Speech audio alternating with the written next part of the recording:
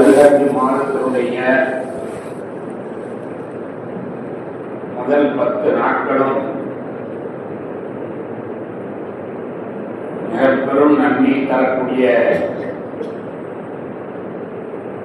நாளாகும். அல்லாஹ் தஆலா திருக்குர்ஆனிலே சில பொருள்களில் சத்தியம் செய்து முக்கிய செய்தியை அவன் சொல்வான். சூறாக்களுடைய ஆரம்பத்திலே சில பொருள்களில் சத்தியம் செய்து மிக முக்கியமான செய்தியை அவன் எடுத்துக் கூறுவான். அந்த வரிசையிலே ஒரு சூறாவின் இப்படி ஆரம்பிக்கிறான்.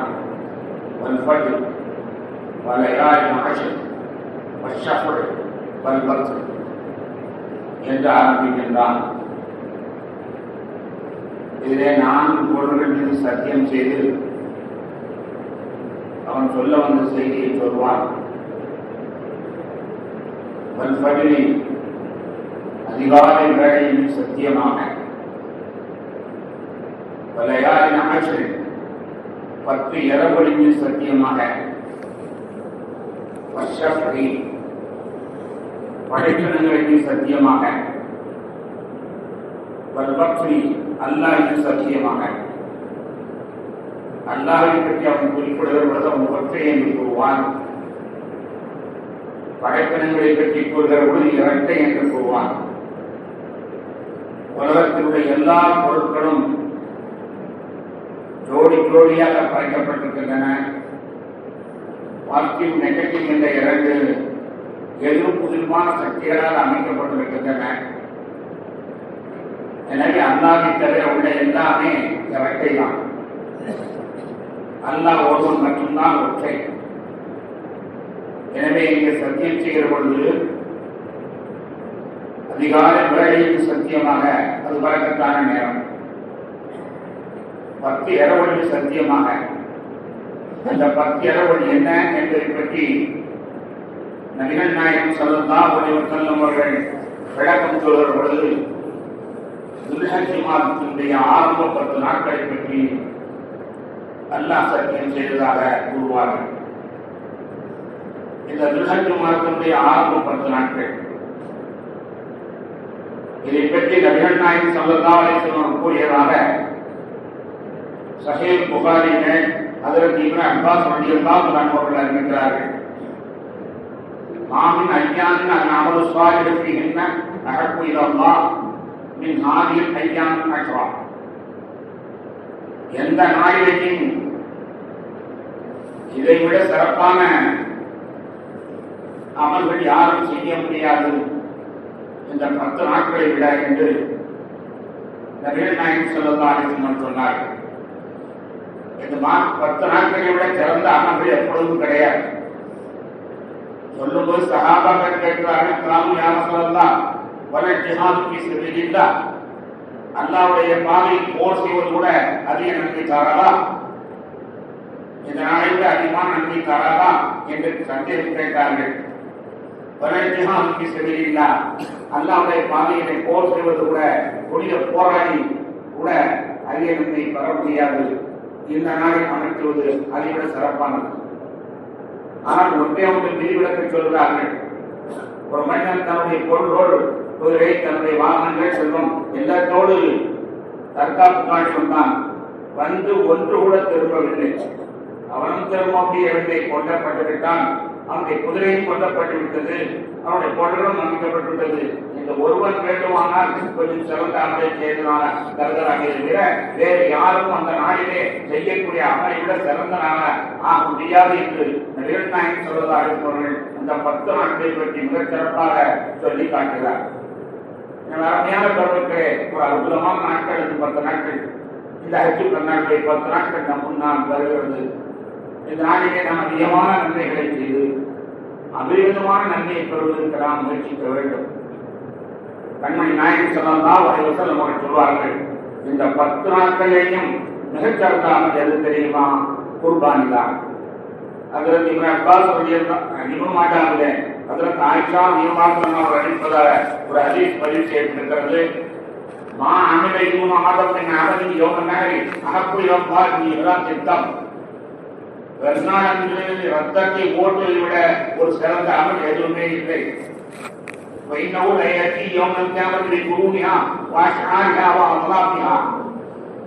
குர்பானி கொடுக்கப்பட்ட ஆடோ மாடோ ஒட்டகமோ அவைகள் மறு உலகத்துக்கு வரும் பொழுது அதனுடைய கொம்பு, அதனுடைய முடிகள், ரோமங்கள், இன்னும் அதனுடைய பாதம், உடம்புகள் எல்லாத்துடன் அவைகள் வருகின்றன. அவைகள் எல்லாவற்றையுமே நமக்கு நன்மையாக நிறுத்தப்படுகிறது.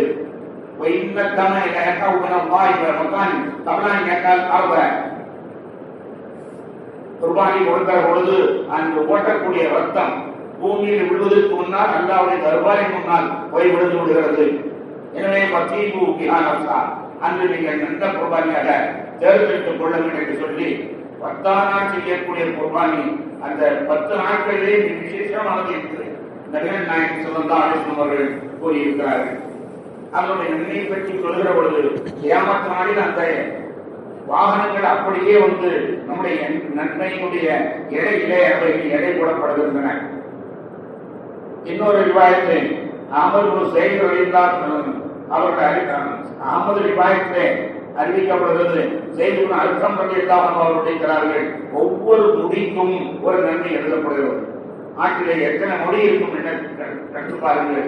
ஒவ்வொரு முடிக்கும் ஒரு நன்மை எழுதப்படுகிறது என்று நபிகள் நாயகம் ஸல்லல்லாஹு அலைஹி வஸல்லம் சொன்ன ஹதீஸ் அஹ்மது ஸைதிலே பதிவு செய்யப்பட்டிருக்கிறது.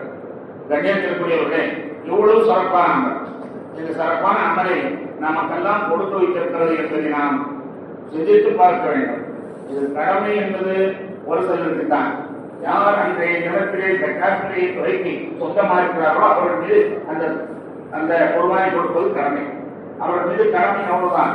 மற்றபடி யார் இந்த குர்பானியை கொடுத்தாலும் அந்த நன்மை அவர்களுக்கு கிடைக்கிறது.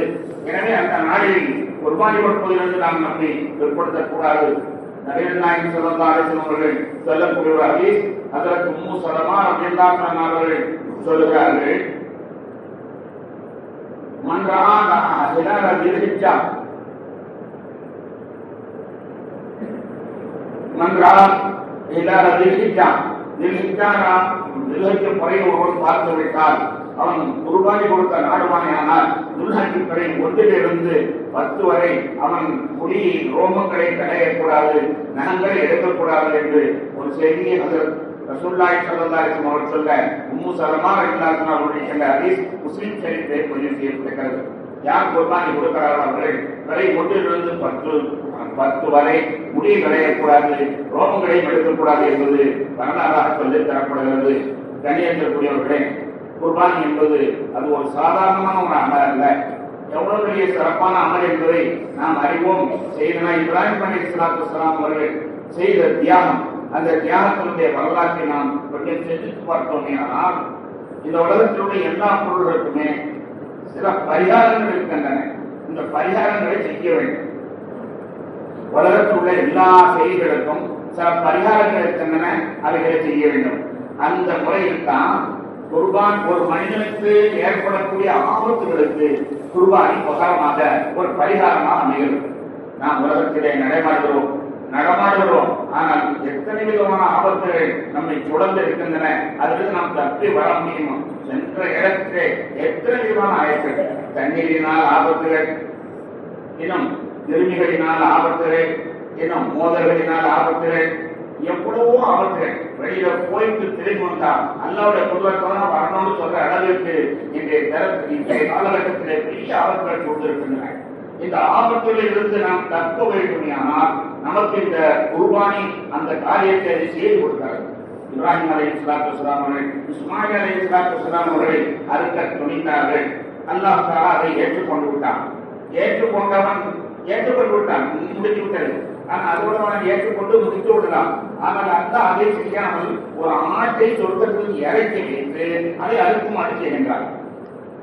ஏன் ஆட்டை அறுத்து அல்லாஹ் இதை செய்கின்றான் என்றால், அல்லாஹ் கனவை காட்டினான், அவன் செய்தார், அதை ஏற்றுக்கொண்டு விட்டேன் என்று சொன்னான். ஐயா இப்ராஹிம் இப்ராஹிமே நீ கனவை நிறைவு செய்தீர் என்று அதோடு நிறுத்தியிருக்கலாம். அவன் நிறுத்தாமல் ஒரு ஆட்டை கொண்டு வந்து அறுக்குமாறு செய்கிறார். அல்லாஹ் எதற்காக இதை செய்கிறான் என்றால் பரிகாரம் இந்த உலகத்தில் அவசியம். ஒரு உயிரை காப்பாற்ற வேண்டுமையானால் ஒரு உயிர் கொடுக்க வேண்டும். ஒரு உயிரை காப்பாற்ற வேண்டுமையானால் ஒரு உயிர் கொடுக்க வேண்டும். இஸ்மாயில் என்ற உயிரை காப்பாற்றுவதற்காக வேண்டி சொர்க்கத்திலிருந்து ஆடு கொண்டு வந்தது என்ற அந்த ஒரு அடிப்படையை இங்கே நமக்கு சொல்லி காட்டுகிற பொழுது நமக்கு ஏற்படக்கூடிய ஆபத்துகளை காப்பாற்றுவதற்கு இந்த குர்பானி உதவுகிறது. நபிகள் ஸல்லல்லாஹு அலைஹி வஸல்லம் தன்னை பற்றி சொல்லும் பொழுது சொல்வார்கள், ஆனால் இப்னு ரபீஹை குர்பானி கொடுத்ததினால் தப்பித்த உயிரில் நான் இரண்டாவது முறை தப்பித்தவன் என்பதாக சொல்வார்கள். இரண்டாவது முறை தப்பித்தவன். ஒரு முறை இப்ராஹிம் அலைஹிஸ்ஸலாம் மூலமாக இஸ்மாயில் அலைஹிஸ்ஸலாம் தப்பித்தார்கள்.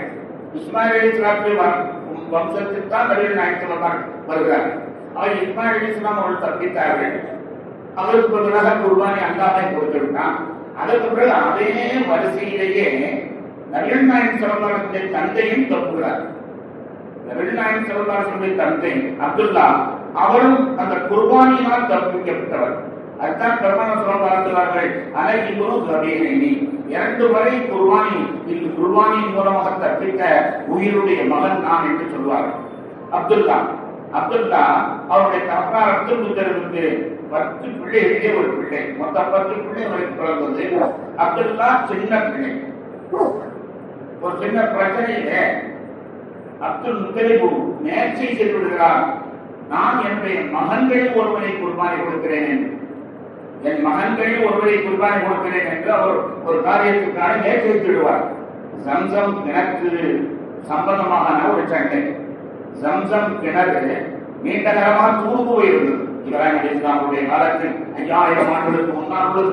ரசூலுல்லாஹி காலத்தில் 1700 வருஷங்களுக்கு முன்னால் பார்க்கும்போது ஜம்சம் கிணறு தூண்டிருந்தது. தூண்டலை அப்துல் முத்தலிப் கண்டுபிடித்து அதை மீண்டும் தோண்டி அதை அவர் உறுதி கொண்டாடுறார். இந்த தண்ணி நான் தான் அள்ளி கொடுப்பேன், நான் எனக்கு சொல்ல மாதிரி என்று கூறுகிறார். ஊர்க்காரன் எல்லாம் வந்து என்ன பெரிய நீ பெரும் பேசிட்டு வந்திருக்கேன், உள்ள இருந்த ஒரு உடையை சாப்பிடுச்சிருக்கியா அல்லாஹ் தாண்டி அல்லாஹ் சொல்லிட்டு உட்கார்ந்துருக்கேன், 10 பிள்ளை இருந்தா ஒரு பிள்ளை சாப்பிடுச்சு என்பது அவன் கேட்ட பொழுது அவர் சத்தியம் பண்ணுகிறார், 10 பிள்ளை இருந்தால் ஒரு பிள்ளை நான் கொடுப்பேன் அல்லாஹ் தாண்டி கொடுக்க தயார் இருக்கிறார். 10 பிள்ளை இருந்தால் ஒரு பிள்ளை அல்லாஹ் தாண்டி கொடுக்க அல்லாஹ் தாண்டி இந்த சம்சம் கிணறை நான் தோன்றுகிறேன், எனக்குத்தான் இது சொந்தம், எனவே இந்த சம்சம் கிணறில் வைத்து நான் நேர்த்திருக்கிறேன் என்று நிறுத்தி வைத்தார். கடைசியில் 10 பிள்ளைகள் பிறந்து விட்டன, கனவு காணப்படுகிறது, நீ உன்னுடைய நேர்த்தியை நிறைவேற்று.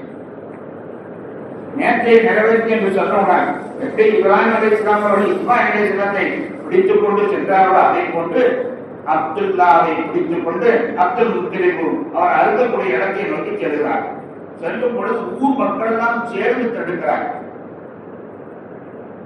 ஊர் மக்கள் எல்லாம் சேர்ந்து தடுக்கிறார்கள், இதை செய்யாதே, இதனை செய்யாதே, செய்தால் ஒவ்வொரு குடும்பத்திலிருந்தும் ஒரு பிள்ளையை பறி கொடுக்க வேண்டிய ஒரு நிலைமை வந்துவிடும். ஒவ்வொரு குடும்பத்திலிருந்தும் ஒரு பிள்ளையை பறிகொடுக்க வேண்டிய நிலம் வந்துடும். அதனால் இதை செய்யாத, இது வந்து ஒரு தவறான முன்மாதிரி, உன்னுடைய கனவுக்காக வேண்டிய பிள்ளையா இருக்காத, நரபலி கொடுக்கக்கூடாது, ஏதாவது வேற அதுக்கு ஏதாவது பரிகாரம் செய்து கொள், ஆனால் நரபலி கொடுக்கக்கூடாது என்று எல்லாருமே தடுக்கிறார். அப்துல் முத்தலிப் அவர்கள் இல்லை இல்லை நான் நேர்த்தியை நிறைவேற்றத்தான் போகிறேன் என்பதாக பிடிவாதமாக இருக்கிறார். மக்கா ஊரே சேர்ந்து தடுக்கிறது, இதை நீங்கள் செய்யாதே, செய்யாதான் செய்தால் ஒவ்வொரு குடும்பத்திலேயுமே இவன் செய்ய வேண்டிய நிலைமை ஏற்பட்டுவிடும், அது தவறான முன்மாதிரி வேண்டாம் என்று சொல்லி பார்த்தார்கள். கேட்கவில்லை. கடைசியில் மக்கள் தான் சேர்ந்து இல்லை இதுக்கு ஏதாவது பரிகாரம் இருக்கும்பா, உயிரை பறிகொடுப்பதற்கெல்லாம் ஏதாவது பரிகாரம் இருந்தால் அதை செஞ்சிருவோம். என்ன பரிகாரம்? வா, அந்த மினால ஒரு கிளவி இருக்கிறான், அவன் வந்து மந்திரவாதி ஒரு கிளவி இருக்கிறான், அவர்கிட்ட போய் நம்ம யோசனை கேட்போம் என்று ஊரை சேர்ந்து அங்கே செல்கிறது. ஊருக்கு யாருக்குமே பிரியவில்லை அப்துல்லாவை குர்பானி கொடுப்பதை, மனிதன் குர்பானி கொடுப்பதை. மக்கள் அந்த காலத்து அறிவில்லாத மக்கள் கூட அதை ஏற்றுப்படவில்லை. எனவே அவர்கள் அந்த மந்திரவாதிகளுக்கு ஊரே கலந்து செல்கிறது. மந்திரவாதி கிளம்பி இடத்திலே சொன்ன பொழுது அவர் சொன்னார், பரிகாரம் இருக்கிறது. என்ன பரிகாரம் தெரியுமா? ஒரு சீட்டை எடுத்துக் கொள்ளுங்கள், அதில் அப்துல்லா என்று பெயர் போடுங்கள். இன்னொரு சீட்டில ஆடு ஒரு ஒட்டகம் என்று எழுதுங்கள், சீட்டு குலுக்கி போடுங்கள். குறுகி போட்டு ஒட்டகம் வந்துவிட்டால் ஒட்டகத்தை கொடுத்து விடுங்கள் பரிகாரமாயிடும் என்பதாக அந்த கிழமை சொல்லுவார்.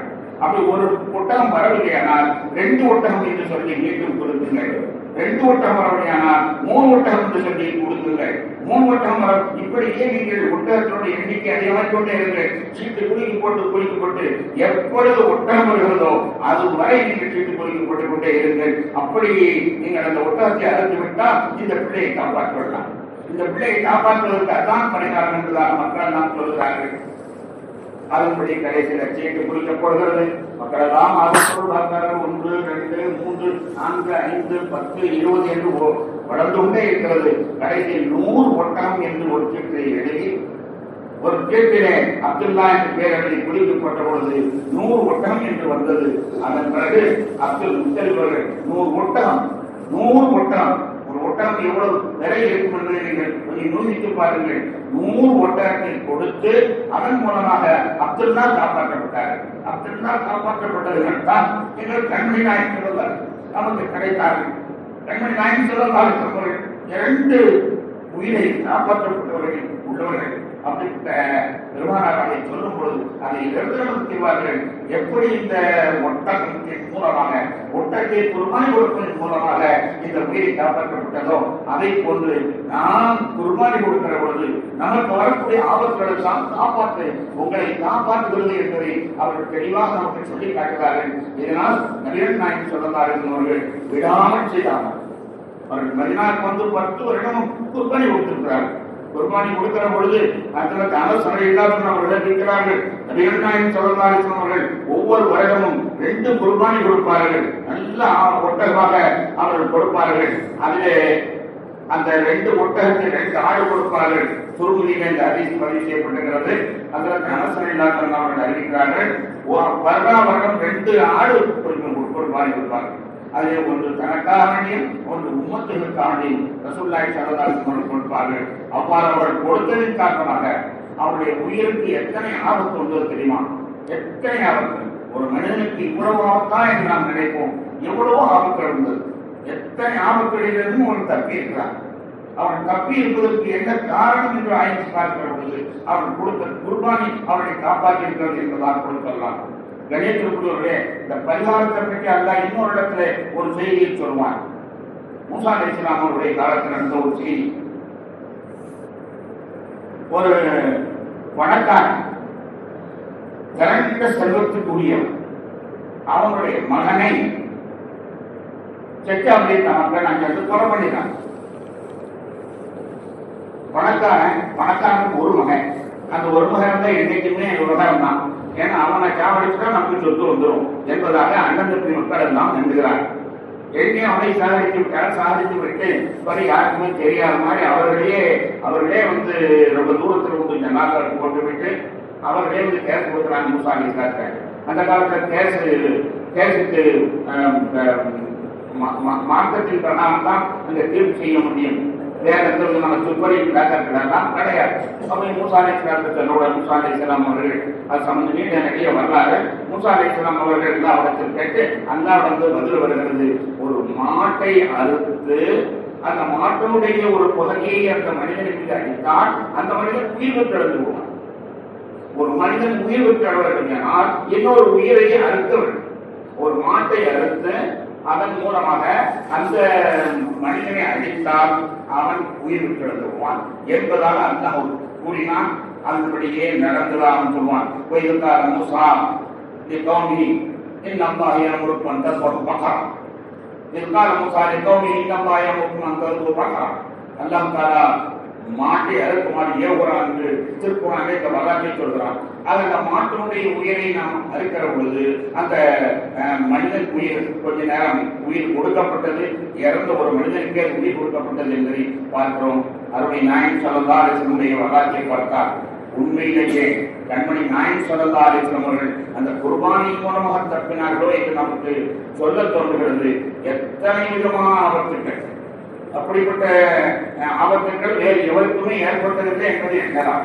கண்ணியத்துக்குரியவர்களே, தற்காப்பு யுத்தம் ஒன்று நடக்கிறது. வஹது யுத்தத்திலே தற்காப்பு யுத்தம் நடந்து கொண்டிருக்கிறது.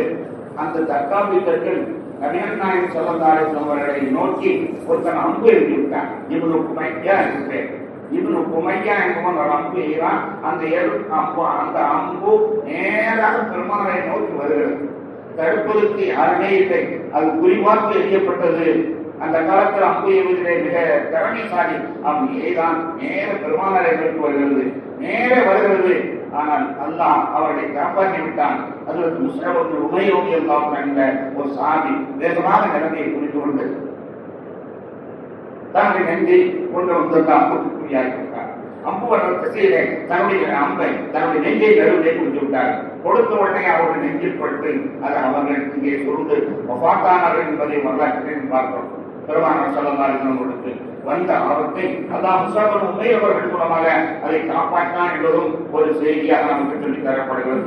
கண்ணியத்திற்குரியவர்களே, கைபர் என்று தற்காப்பு யுத்தம், கைபர் என்று தற்காப்பு யுத்தம் பெருமானார் ஸல்லல்லாஹு அலைஹி வஸல்லம் அவர்களை குறிவைத்து கொலை செய்ய வேண்டும் என்பதற்கு தான் மக்காவாசிகள் தான் குறியாக இருந்தார்கள். மக்காவாசிகள் நபிகள் நாயகம் ஸல்லல்லாஹு அலைஹி வஸல்லம் அவர்கள் ஊரில் இருக்கும் பொழுதே கொலை செய்வதற்கு முயற்சி செய்தார்கள். கொலை செய்ய முயற்சியாளர்கள் முடியவில்லை. பெருமாள் தப்பிவிட்டார்கள். அதன்படி எப்படியாவது அவரை திக்க வைக்க வேண்டும், அவரை கொல்ல வேண்டும் என்பதற்காக வேண்டிய கிட்டத்தட்ட 63 யுத்தங்கள் நடைபெற்றிருக்கிறது. 63 யுத்தங்களிலேயும் நோக்கம் யார் தெரியுமா? முகம்மதை கொல்ல வேண்டும். 63 யுத்தங்களிலேயும் முகம்மதை கொல்ல வேண்டும் என்பதுதான் நோக்கம். வேற எந்த நோக்கமும் கிடையாது. நாட்டை பிடிப்பதோ காட்டை பிடிப்பதோ இந்த காலத்தை போட்டு அந்த நோக்கம் கிடையாது. அன்றைய காலத்தில் நடந்த அந்த யுத்தங்கள் பூராமே பல சமூகத்தார்கள், ரோமானியர்கள் என்னும் பாரதியர்கள் என்று பல சமூகத்தார்கள் படி அவர்கள் 63 யுத்தங்களிலேயும் அல்லாஹ் அவர்களை காப்பாற்றியதுதான். அவர்கள் மீது ஒரு இடம் கூட அவர்களுக்கு உயிருக்கு ஹானியாக ஏற்படுத்தவில்லை. ஆனால் இந்த உஹது நடத்தி மட்டும் அல்லாஹ் அவர்களை காப்பாற்றி விட்டான். கண்ணியத்திற்குரியவர்களே, கைபர் என்று தற்காப்பு யுத்தம். அந்த யுத்தத்திலே ஒரு பெண்மணி எப்படியாவது இவரை கொண்டு விட வேண்டும் என்று சூழ்ச்சி செய்கிறார்கள். சூழ்ச்சி செய்தவர்கள் அவர்கள் நபிகள் நாயகம் ஸல்லல்லாஹு அலைஹி வஸல்லம் நல்ல பெண் போன்று நடித்து நபிகள் நாயகம் ஸல்லல்லாஹு அலைஹி வஸல்லம் அவர்கள் எல்லாத்தையும் சகோதரியாக நடிக்கக்கூடியவர்கள். மாற்றி அந்த பெண் அவள் சகோதரி போன்று தன்னை நடித்துக் கொண்டு, உங்களுக்கு நான் விருது தர வேண்டும், ரொம்ப நாள் ஆசையாக இருக்கிறது, எங்கள் வீட்டுக்கு வாருங்கள், உங்களுக்கு நான் விருது தருவேன் என்று சொல்லி அழைத்து சென்று அவர்களுக்கு ஆற்றில் நஞ்சை கலந்து விருந்து சமைத்து போட்டுவிட்டார். கண்ணியத்திற்குரியவர்களே, அதை நபிகள் நாயகம் ஸல்லல்லாஹு அலைஹி வஸல்லம் அவர்களும் ஒரு கவனம் உண்டு விட்டார். அதே நேரத்தில் இன்னொரு சஹாபி பக்கத்தில் இருந்தார். அவரும் இதை உண்டார். ஆனால் அந்த இடத்திலேயே மூத்தாகிவிட்டார். நீல நிறம் அவர் மீது நீல நிறமாக மாறி அவர் மூத்தாகிவிட்டார். மூத்தானதை பார்த்துடன் பெருமானார் ஸல்லல்லாஹு அலைஹி வஸல்லம் எல்லா நண்பர்கள் எல்லாம் கையேற்றி, யாரும் சாப்பிடாதீர்கள், இது நஞ்சு கலந்திருக்கிறது, பக்கத்தோட நண்பர் இறந்திருக்கிறார். அதன் பிறகு பார்க்கிற பொழுது நஞ்சு கலந்திருக்கிறது. கண்ணியத்திற்குரியவர்களே, பெருமானை கொல்வதற்காக வேண்டி வைத்த நஞ்சின நபிகள் நாயகம் ஸல்லல்லாஹு அலைஹி வஸல்லம் அவர்களுக்கு கொஞ்சம் உள்ளே சென்று விட்டது. அதை அவருடைய வரலாறு நமக்கு சொல்கிறது. ரசூலுல்லாஹி ஸல்லல்லாஹு அலைஹி வஸல்லம் அவர்கள் கடைசி நேரத்திலே உலகத்திலிருந்து பிரியக்கூடிய நேரத்திலே சொல்வார்கள், வெறும் காய்ச்சல், கடுமையான காய்ச்சல், நரம்புகளெல்லாம் உடைத்து விட்டது, நரம்புகளெல்லாம் நடுங்கிறது. சொல்வார்கள், ஆயிஷா, அந்த பெண்மணி வைத்த நஞ்சி எனக்கு இப்பொழுது வேலை செய்கிறது, அவன் வைத்த நஞ்சி இப்பொழுது எனக்கு வேலை செய்கிறது, அதனால் தான் என்னால் தாங்க முடியவில்லை என்று சொல்வார்கள். அதற்கு ஆயிஷா இல்லாதான் அவர்களை பார்த்து சொல்வார்கள், நீ ஏதாவது ஆயிட்டை ஓது, என் மீது ஊது, ஊது என்பதாக அதற்கு ஆயிஷாவை காலத்தில் சொன்ன அந்த வரலாறு பார்க்கிற பொழுது அவர்களை கொள்வதற்காகவே நெஞ்சு வைக்கப்படுகிறது. அதையிலேயும் அல்லாஹ் தஆலா அவர்களை காப்பாற்றி விட்டான். கண்ணியத்திற்குரிய பெண்களே, நம்ம திருவள்ளுவர் ஒரு வரலாற்றிலே ஒரு கவிதை அவர் சொல்வார், பெயர் கண்டு நஞ்சுண்டு அமைவர் நயத்தது நாகரிகம் வேண்டுவர் என்பதாக ஒரு கவி சொல்வார். என்ன சொல்வார்களா, நண்பனுக்காக வேண்டி நஞ்சை கூட உண்மையான நண்பன், நண்பனுக்காக வேண்டி ஒரு நஞ்சை கூட உண்மையான நண்பன் என்று அவர் சொல்வார். ஆனால் சொன்னதற்கு இலக்கணம் யார் என்று பார்த்தால் நபிகள் நாயகம் ஸல்லல்லாஹு அலைஹி வஸல்லம் தவிர வேறு யாருமே இல்லை.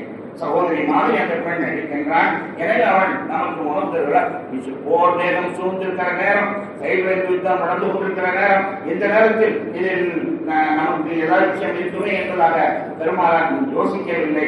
இங்கே நம்மை சூழ்ச்சி செய்யப்படும் என்பதை கூட நபிகள் ஸல்லல்லாஹு யோசிக்கவில்லை. உடனே அவர்கள் ஒரு சகோதரி கூப்பிடுகிறார் என்று விருந்துக்காக சென்று விட்டு கடைசியில் அதையும் உண்டு மகிழ்ந்தார்கள் என்பதாக கூட நாம் அவர்களை பற்றி நபிகள் ஸல்லல்லாஹு அவர்களை பற்றி சொல்லலாம். கண்ணியத்திற்குரிய பெருமக்களே, ஒரு சமயத்தில் நபிகள் ஸல்லல்லாஹு அவர்கள் வெளியிலே ஒருவர் உமைர் என்று ஒருவர் உட்கார்ந்திருக்கிறார். உமைர் என்று ஒருவர் உட்கார்ந்திருக்கிறார். அதை நபிகள் ஸல்லல்லாஹு அவர்கள் பார்த்து விட்டார்கள். பெருமானார் தொழுதுவிட்டு வெளியில போகக்கூடிய பாதையில அந்த உமையிலும் உட்கார்ந்திருக்கிறார். நபிகள் ஸல்லல்லாஹு அவர்கள் அவரை பிடித்து வாருங்கள் என்று சொன்னார். அவரை பிடித்து வரப்பட்டது. உமைர் அங்கு பிடித்து வரப்பட்ட பொழுது எங்கிருந்து வருகிறாய் என்று கேட்டார். அவன் சொன்னான், இல்லையா நான் சும்மாதான் வந்தேன். நீ மக்கா வாசியதா, நீ எங்க இங்க மதினாவுக்கு வந்த, எங்க வந்த என்று கேட்டார். அப்ப அவன் சொல்றான், நான் ஒண்ணும் இல்லை, நான் சும்மா தான் வந்தேன். சும்மா வந்தேன்னு சொல்லாத, நீ சொல்றியா நான் சொல்லட்டுமா என்று நபிகள் சொன்னான். அவனை பார்த்து சொன்னார், நீ சொல்லட்டுமா நான் சொல்லட்டுமா, நீ சொல்லுங்களேன் என்பதாக சொல்றான். நீ மக்காவிலே கடைத்தருவிலே மக்களுக்கு மத்தியிலே நீ கூச்சலிட்டாய். எனக்கு கொண்டாடி பிள்ளை இருக்குது, அந்த கொண்டாடி பிள்ளைகளுக்கு யாராவது பொறுப்பேற்றிருக்கா, நான் போய் முகமது புறப்பட்டு வந்துடுறேன் என்று நீ சொல்லி உன்னுடைய அம்பிலே விஷத்தை ஏற்றி விஷத்தை தோற்று தேச சின்ன சாய்ப்பட்டாலும் கொண்டுவிடும் அளவிற்குள்ள அந்த நெஞ்சோடு நீ வாசனையை காத்திருக்கிறாய். நான் வருகிற பொழுது படார் என்று என்னை கொண்டுவிட வேண்டும் என்பதுதான் காத்துக் கொண்டிருக்கிறார். உண்மையா என்று நான் சொல்லலாம் கேட்கிறார். அவன் அப்படியே அதிர்ந்து போய்விட்டான். நடந்ததை அப்படியே சொன்னார்கள். அவர் பெருமானார் ஸல்லல்லாஹு அலைஹி வஸல்லம் கொல்வதற்காக வேண்டி இதை போன்றுள்ள கூலிப்படைகளை நிர்ணயித்து பல கடலை கொள்வதற்காக முயற்சி செய்யப்பட்டிருக்கிறது. பெருமானார் ஸல்லல்லாஹு அலைஹி வஸல்லம் அன்றைய சந்தர்ப்பத்திலையும் அதிலிருந்து காப்பாற்றி விட்டார்கள். ஒரு நாள் நபிகள் நாயகம் ஸல்லல்லாஹு அலைஹி வஸல்லம் ஒரு மரத்தடியில் படுத்து வைக்கிறார். படுத்து நடந்து தூங்கி விட்டார்கள். அர்த்தமில்லை, யார் வந்தார் யார் போனார் என்று பார்க்கவில்லை, அசந்து தூங்கி விட்டார்கள். அந்த நேரத்திலே ஒருத்தன் மாலை உருவிக்கொண்டு நேராக நபிகள் நாயகம் ஸல்லல்லாஹு அலைஹி வஸல்லம் நெஞ்சிலே துருவிக்கிறான். நெஞ்சி மேல பதிச்சிட்டு கொல்வதற்காக வேண்டி எச்சரிக்கை நேரத்தில் பெருமானார் ஸல்லல்லாஹு அலைஹி வஸல்லம் கண் முடித்து விட்டார். நேர நெஞ்சில வாழ வச்சுட்டான். வச்சுட்டு கொல்றதுக்காண்டி ஒரு நிமிஷத்துல கொல்ல போறோம். அந்த நேரத்தில் திடீரென்று அவர்கள் முடித்து விட்டார். முடித்து விட்டவுடனே அவன் சொல்றான், இப்பொழுது உன்னை யார் காப்பாற்றுவார் என்று பெருமையாக கேட்கிறான். இப்பொழுது உன்னை யார் காப்பாற்றுவார் என்று கேட்கிற பொழுது நபிகள் நாயகம் ஸல்லல்லாஹு அலைஹி வஸல்லம் அல்லாஹ் என்று சொன்னார். அல்லாஹ் என்று சொன்ன அந்த சொல் அதிர்ச்சியாய் அவன் அப்படியே விழுந்து விட்டான். அவன் கீழே விழுந்து விட்டான். அவனை தாக்கவில்லை. ஆனால் இவர்கள் சொன்ன அந்த சொல்லுடைய வேகம், அந்த சொல்லுடைய அழுத்தம் அதை அவனை அப்படியே நடுங்கட்டி விட்டது. கீழே விழுந்து விட்டான். கீழே விழுந்தவன் நபிகள் நாயகம் ஸல்லல்லாஹு அலைஹி வஸல்லம் அவர்கள் தன்னுடைய வாளை அதே வாளை திருப்பி அவருடைய நெஞ்சுக்கு நேரம் வைத்து இப்போது ஒன்றை யார் காப்பாற்றுவார் என்று கேட்கிறார். விழிக்கின்றார். கடைசியில் உடைத்து விட்டு போ என்று நபிகள் நாயகம் ஸல்லல்லாஹு அலைஹி வஸல்லம் அவர்களை அவனை விட்டதாக வரலாற்றிலே பார்க்கிறோம்.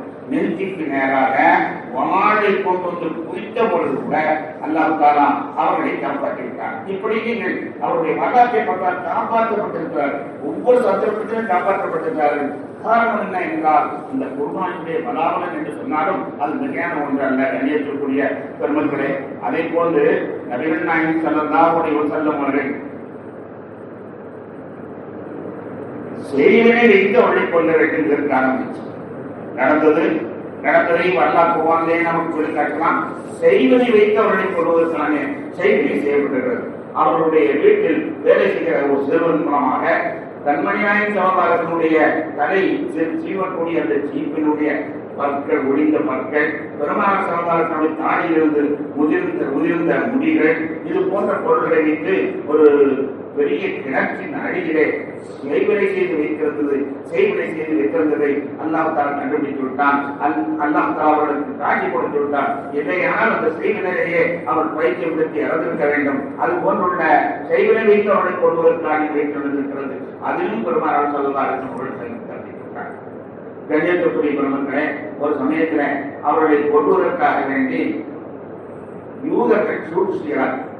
யூதர்கள் சூழ்ச்சியவர்கள் அவர்களுக்கு நான் உங்களுடைய சில செய்திகள் பேச வேண்டும், செய்திகள் பேச வேண்டும். நீங்கள் வருகிறீர்களா என்று கேட்கிறார்கள். நல்லது கேள்வி கேட்கறதுக்கான பதில் சொல்லக்கூடிய பெருமாள் சொல்லலாம். சரி கேள்வி நான் பதில் சொல்றேன். சும்மா அப்படி ஆயா போய் காட்டில் உட்கார்ந்து பேசுவோம் என்று சொல்லி ஒரு மரத்து அடியில ஒரு பாறையின் அடியில அவர்கள் உட்கார வைத்துக் கொண்டு கேள்விகளை கேட்க மேல இருந்து ஒரு பாறையை தள்ளி விடுவது, மேல இருந்து ஒரு பாறையை தள்ளி விடுவது, இவர்களை பணிபுரியலாம் என்று திட்டமிட்டு இவர்களை பாறையின் அடியை உட்கார வைத்துக் கொண்டு கேள்விகளை கேட்கிறார்கள். பெருமாள் ஆண்டு பதில் அதற்கு அழுத்தமா பதில் சொல்லிக் கொண்டிருக்கிற பொழுது அந்த பாறையை ஒரு தள்ளிவிட்டான். அல்லாஹ் மட்டும் காப்பாற்றவில்லையானால் அந்த பாறை பெருமானார் ஸல்லல்லாஹு அலைஹி வஸல்லம் அவருடைய தலையை விழுந்திருக்கும். அந்த பாறை அப்படியே பாணியிலேயே அப்படியே நின்று விட்டது, கீழே வர முடியவில்லை. இப்படியான வரலாறுகளை நாம் பார்த்தால் கிட்டத்தட்ட ஒரு 13 தடவைகள், இன்னும் சில தடவைகள் இருக்கின்றன. மொத்தம் 13 தடவைகள் நபிகள் நாயகம் ஸல்லல்லாஹு அலைஹி வஸல்லம் அவர்களை சொல்வதற்காக வேண்டி பல முயற்சிகள் நடந்தும் அவைகளில் நாம் காப்பாற்றப்பட்டது. இதற்கென்ன காரணம் என்பதை நாம் கொஞ்சம் யோசிக்க வேண்டும். தவறான ரசூலுல்லாஹி ஸல்லல்லாஹு அலைஹி வஸல்லம் அவர்கள் அந்த குர்பானியை கொடுக்கக்கூடியவர்களாக இருந்தார். கண்ணியத்திற்குரியவர்களே, அதே மாதிரியே நாமும் நம்முடைய குர்பானியை நாம் கொடுப்போமே. அல்லாஹ்வுடைய கட்டளைக்காக நாம்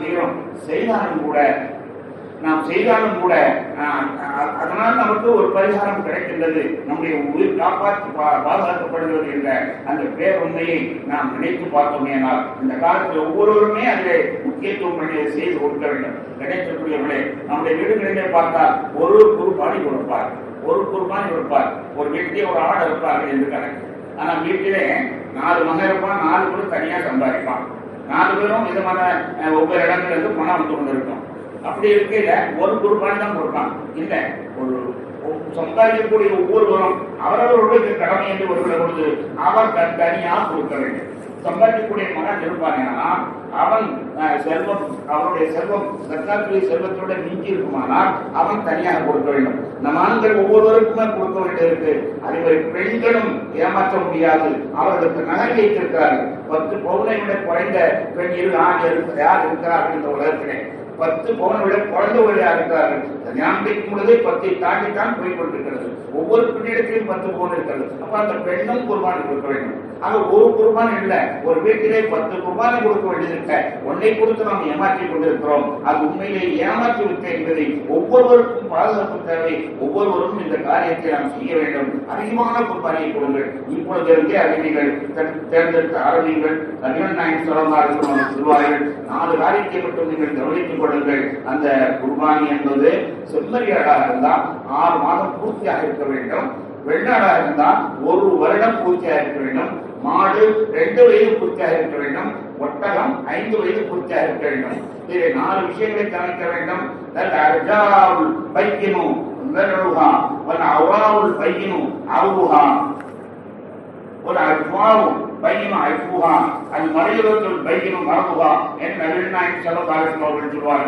நொண்டி, நடக்க முடியாத அளவுக்குள்ள நொண்டி ஆடுகளை கொடுக்கப்படாது. அதே போன்று கண் குருடு, சுத்தமாக பார்க்க முடியாத கண் குருடு உள்ளதை கொடுக்கக்கூடாது. மெலிந்து நலிந்து அறுத்தால் எறும்புதான் படும், இறைச்சி வராது என்று சொல்லக்கூடிய அளவுக்குள்ள மெலிந்த ஆடை கொடுக்கக்கூடாது. அதே போன்று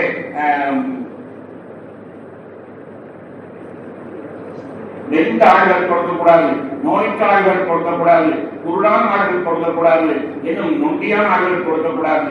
இதை தவிர மற்றவற்றை எல்லாம் குர்பானி கொடுக்கலாம் என்பதாக வரையறைகள் சொல்லிக் கொண்டிருக்கின்றன. சட்டங்களை புரிந்து அந்த குர்பானியை கொடுப்பதற்கு நாம் ஒவ்வொருவரும் ஆசைப்பூர்வமாக நாம் இழக்கப் போவதோ சில காசுகள், சில பணங்கள், ஆனால் அது கிடைக்கக்கூடியதோ மிகப்பெரிய பாதுகாப்பு. அல்லாஹ் நாம் அனைவரின் ஆசையோடு அல்லாஹ்வுடைய அந்த கடமையை நிறைவேற்றக்கூடியவர்களாக ஆட்சியர் புரிவானாக. அஸ்ஸலாமு அலைக்கும் வரஹ்மத்துல்லாஹி வபரகாத்துஹு.